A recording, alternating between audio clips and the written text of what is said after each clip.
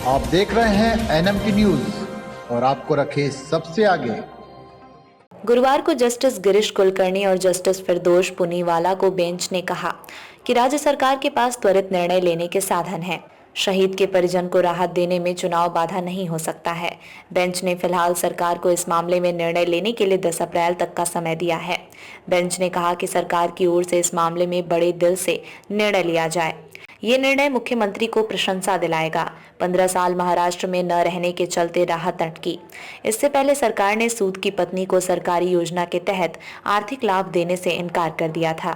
सरकार के सैनिक वेलफेयर विभाग ने शहीद की पत्नी को इसलिए लाभ के लिए अपात्र ठहरा दिया था क्योंकि उसके पति लगातार 15 सालों तक महाराष्ट्र में नहीं रहे थे और उनका जन्म महाराष्ट्र में नहीं हुआ था।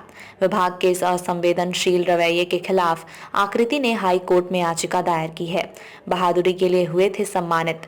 30 वर्षीय मेजर सूद 2 मई 2020 को जम्मू कश्मीर में आतंकी ठिकाने से बंधक नागरिकों को बाहर निकालते समय वीर गति को प्राप्त हो गए थे। सूद की इस अभूतपूर्व बहादुरी के लिए उन्होंने राष्ट्रपति ने शौर्य चक्र से सम्मानित किया गया था। याचिका में मेजर की पत्नी ने दावा किया है कि उसके ससुर भी सेना में थे, इसलिए पति का जन्म कर्नाटक में हुआ था।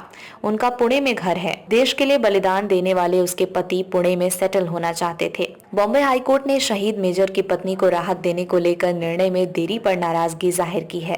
कोर्ट ने कहा कि सरकार कुछ मुद्दों पर बिजली की गति से फैसले लेती है, लेकिन शहीद की विधवा को राहत देने में अपने कदम क्यों पीछे खींच रहे हैं। इतने महत्वपूर्ण विषय पर निर्णय लेने में देरी स्वीकार्य नहीं है। फैसले में विलंब से सरकार की बदनामी होगी। सरकार के पास तेजी से निर्णय लेने की क्षमता है। मुख्यमंत्री के लिए तो ये एक बहुत छोटा मुद्दा है।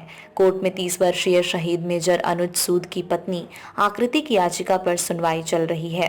याचिका में सूद की पत्नी ने याचिका में सरकार के 2000 और 2019 के जीआर के तहत आर्थिक राहत देने का निर्देश देने की मांग की है।